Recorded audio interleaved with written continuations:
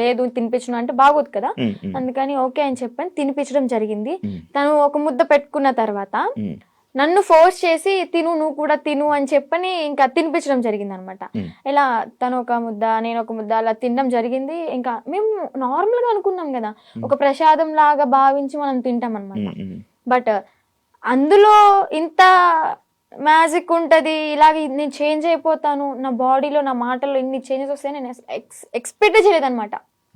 Can't expect ఆ food వల్ల. Yeah, అంటే చాలా మంది ఏమంటారంటే అఘోరాలకి అంటే తిను ఎలాంటి మంత్రాలు రావు, ఐ నో దట్, బట్ ఇతని దగ్గర ఏముందంటే వశీకరణ చేసుకునే శక్తి అయితే ఉంది.